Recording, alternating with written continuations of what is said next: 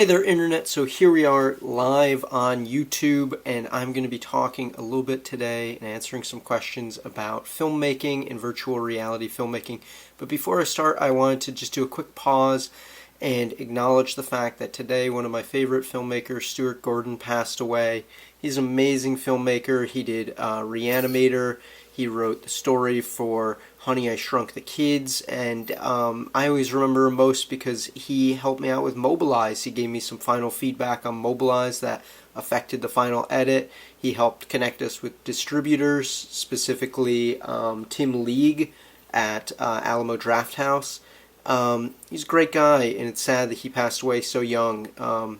He was doing a lot of theatrical plays later in his life. I wish I could have seen those. I wish that those were recorded. But amazing filmmaker. You should definitely check out some of his movies. There's Reanimator. If you do a full 360, this video, by the way, is in 360. You can use your mouse, look around. It is live, so there's only one shot. I should have wiped the lens down too, because I noticed a little spot there. Let me get that. This is all being shot with the Insta360 1X, which is a very simple live streaming camera. So there's Reanimator, there's Honey, I Shrunk the Kids, there's From the Beyond. Ton of great movies. Definitely check them out. Alright, next I'm going to get into questions people have asked me. About 12 hours ago, I posted online, what questions do you have about filmmaking? And I'll be answering them. I kind of already re-answered them on Facebook, but I'll do the whole thing. So, how is filmmaking going to change as the format evolves to include 360 video and VR? Do you see a day when people experience a movie rather than sit back and watch it? I say, great question, Kenny Altman from Oculus. Yeah, 100%. I mean, even right now in movie theaters, we're experiencing it. We have, 4D theaters being built in San Francisco and all over, specifically China. And you have, gusts of wind and spray. It's like a Disney ride back when I was a kid, but now you can get that in your movie theater in every major city, I imagine, in the next couple of years. Because people need a hook, they need a draw to bring them into the theaters now, and that is certainly something you can't get at home. The biggest theater that is currently being built right now in the U.S. is in Las Vegas, and it's going to be 6 floors. 6 floors, 1 screen. And I don't know if they have any, haptics, like, 4D stuff, but I imagine that's going to be coming. I think that, we're experimenting right now with Netflix doing this whole thing where you can go online with other people and watch the movie and type. I think that's going to be, another level in the future. VR headsets are definitely helping with the coronavirus, fighting it and keeping people entertained at home. So yeah, it's very, very interesting time to be involved in this medium that is 360 video and VR. Somebody asked, can you explain the basic steps to filming a 360 video and the equipment needed? Lucy. So Lucy, I would say, I'm going to ask a question back. It depends what type of shot you're trying to get. If you're trying to get something underwater, if it's locked off, if it's something, where you need to put it on a motorcycle's helmet. So it really depends on what you're using. But honestly, the camera that I've used the most in 2019 and probably 2020 is the Insta360 1X. I use this every day whenever I'm driving as a dash camera. If you look at my YouTube, I have some crazy videos of, a tree falling on our car and someone rear-ending me on the Bay Bridge. So I highly recommend it, just even if you're driving around in a major city, to have this sort of a camera for insurance purposes. It has saved me way more than the cost of the camera. Based on the fact that, my insurance company, Geico, sometimes doesn't believe, somebody rear-ended you and you need a taillight fix. And then I can show them specifically in the video where it happened. But it really depends. Please feel free to follow up with me on Facebook and let me know more specifically what you're trying to film, and I can give you a better idea. But this is a great camera for $450 or around that price. It also live streams, which is what I'm using right now to live stream. I would like to hear the comparison between 180 versus 360 filmmaking. How do you make a decision on this platform? So Mary Ann Funk, that is a great question. I get this one a lot from clients who are trying to navigate what they want to film. VR 180 is another format of virtual reality, and I'll show you the camera differences. So basically, you got 2 different types of cameras, right? You got your 360 camera where you got a lens on one side, a lens on the other side, and then you have VR 180 where it's 2 lenses just on one side, nothing on the other side. So basically what you're getting out of this is you're getting full peripheral. You can still see all the way around, but you're also getting 3D.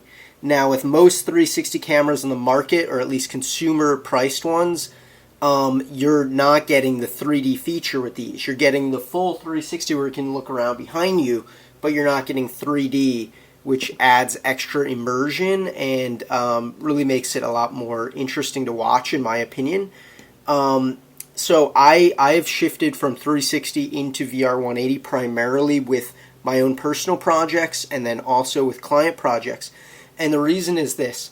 It is just a lot easier to be able to direct things behind a camera. You can have your crew, you can have lighting, you can have sound people, you can have extras.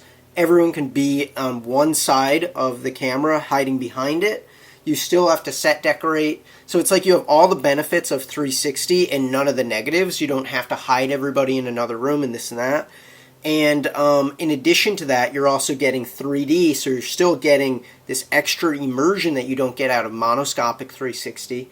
And on top of that, it's still full peripheral. So someone in a VR headset still feels like they're fully immersed. They just can't look behind them, which honestly, in my opinion, we're trying to figure out what is the closest thing to a human viewpoint of a memory and what has happened. And I can't look behind myself right now and see, back there unless I physically turn around. And for me, I just don't think it makes a lot of sense. You can still direct things where you're moving around and use the full 360. But overall, it just is a better idea, I think, to do VR 180 if you're trying to do documentary narrative. That being said, if you're trying to do photography, something for social media, Instagram, where you're trying to do Tiny Planet, 360 is very, very immersive. I also use 360 when I'm thinking of something that's very specific locationally that you can't pull off. So for instance, we did a project with a big company I can't mention the name of at a dry factory. And we wanted to see the whole dry factory because it was a huge thing. Wouldn't really work the same in VR 180. Another example, last year, or maybe now 2 years ago, I filmed the Paradise wildfire that happened in Northern California. It's the deadliest wildfire in modern U.S. history. And we wanted to go to the town and see the whole thing all the way around you, because if you can only see half of it, it just didn't feel as impactful. So if it's something where you're primarily trying to show the environment, I say 360. If it's something with actors and documentary and things like that, maybe VR 180 makes more sense. But again, you can use 360 to do standard shots too. I can use it to do pans and tilts. So I use a 360 camera every day, but I think the preference is now VR 180. Sorry if that was kind of a long-winded answer, but that is definitely probably the most crucial question I get. Okay, we got another one. How do you see smartphone video capabilities changing filmmaking going forward?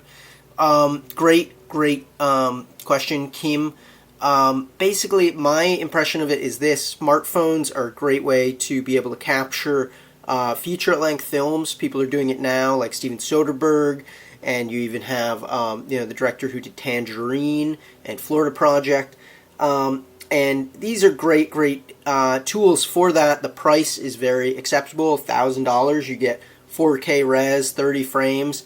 I think the biggest factor with me with getting this new iPhone 11, which is, you can see here, the one with the 3 lenses, is I like the idea of being able to zoom in and do that, and also being able to record 2 cameras at once. What I didn't realize is it can't do 4K through both lenses at the same time. So that's kind of a caveat. And again, I still think that you get better res out of 360 cameras and VR cameras, and it's more immersive. But I think eventually there is going to be an iPhone that has a VR 180 component or a 360 component. Already we're seeing it with photos where you can take 3D photos.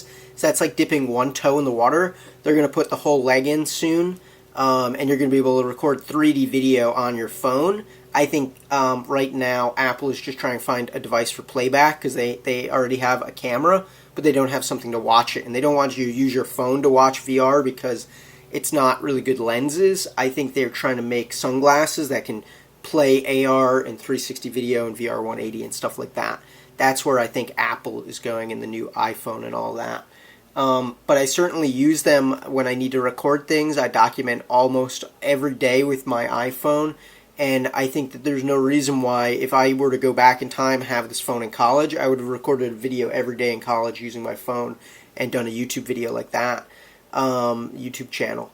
It just is so accessible because it's always on you. And even for 360 right now, like live streaming, I have to use my cell phone to monitor this. Even if it's not live and I'm just recording, I need a cell phone or an iPad to monitor what I'm seeing. So they're incredibly useful for VR filmmakers and just filmmakers in general. I think the biggest challenge with the iPhone becomes getting the footage off of that and into an acceptable format. That's a quick like drag and drop. Like if I had an SD card I could put in there or something like that, I think it would make it open up a whole new market for filmmakers using it. Because you can easily switch out storage. Right now, it's kind of a pain to take the phone and then dump the footage. You almost need a separate phone just set up for filmmaking. And yeah, so that's my takeaway. But that being said, you look at Steven Soderbergh's latest thing, High Flying Bird. That looks like the most beautiful movie shot on an iPhone yet. And he says he does it not just because it is simple and it's easy to use. He does it because he can get more setups in a single day. And it's just quicker. He can move quicker. And time is money on set. Time is money in life. So anyway, that's my main takeaway today. I did about 11 minutes here of answering questions. I'm going to try and do this every day. So if you have other questions, write them in the comments below. I will get back to you. I will answer them. I am locked down in San Francisco, Berkeley, for coronavirus stuff. So I got nothing else to do except answer questions, take phone calls, do editing, do emails, writing scripts, etc. And I would say that VR is becoming more and more prevalent with the coronavirus. People need to stay at home. People want to interact. So you're going to see a lot more of that moving forward. Anyway, have a great day, guys. Make sure to subscribe, hit that like button, share this with other people who might be interested in learning about filmmaking, learning about VR, learning about how they can pivot their careers at this point in time. That is kind of crucial for doing so. And yeah, have a great day and stay safe, stay healthy. Take your vitamin C. I'll see you tomorrow in the next video. Peace.